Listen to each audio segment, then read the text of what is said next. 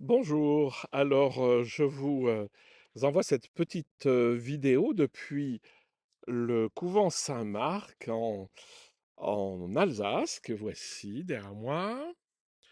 Donc un monastère très sympathique avec des sœurs très sympathiques où nous faisons une session sur la spiritualité et sur l'élargissement du cœur.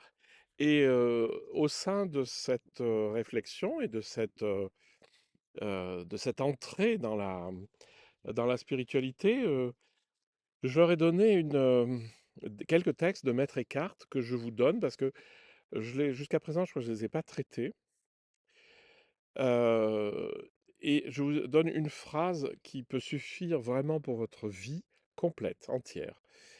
Et vous dit, tout ce que les cinq sens peuvent apporter de connaissance à l'âme, elle l'accueille dans son intériorité afin que l'âme ait quelque chose de plus grand et de plus noble à contempler, quelque chose de dépouillé des perceptions sensorielles, et qui devient un espace conscient sans caractéristiques matérielles.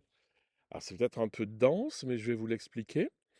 Donc, c'est que les cinq sens apportent des connaissances à l'intérieur de l'âme, mais cette connaissance, cette conscience, elle est là pour éveiller quelque chose de plus grand et de dépouiller des perceptions sensorielles. Ça veut dire quoi? Ça veut dire qu'une fois que vous avez ouvert les sens, vous voyez là, je suis dehors, vous entendez peut-être les oiseaux, vous voyez peut-être un petit peu quelque chose. Voilà, une fois que j'ai tout accueilli ça en moi, parce que tout ça c'est en moi, tac, et que ça éveille en moi la grande conscience qui m'habite et qui prend conscience de tout ça. Et donc, Eckhart, 14e siècle, hein, tout ce que les cinq sens apportent dans l'âme, elle l'accueille dans sa intériorité afin qu'elle ait quelque chose de plus grand et plus noble à contempler. C'est-à-dire, en moi, je contemple évidemment les objets des sens, mais en fait, je peux aussi contempler la conscience qui accueille les contenus des sens. Et cette conscience, elle est infiniment plus vaste que simplement ma petite conscience individuelle. La phrase suivante, c'est celle-ci. Quelle que soit l'âme qui arrive en Dieu, elle ne possède ni dimension, ni lieu, ni quoi que ce soit qu'on puisse nommer. Pour bien le comprendre, il faut savoir que l'espace qui est dévolu à une âme est bien plus grand que le ciel et la terre, et que tout ce que Dieu a créé.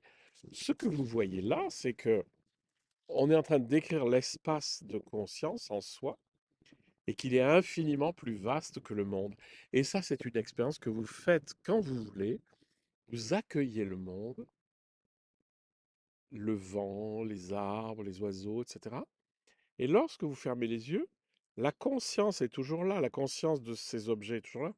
Mais en fait, la conscience elle-même, elle est bien plus vaste. C'est-à-dire que ma conscience, c'est-à-dire l'espace dans lequel les choses arrivent, il est infiniment plus vaste que moi.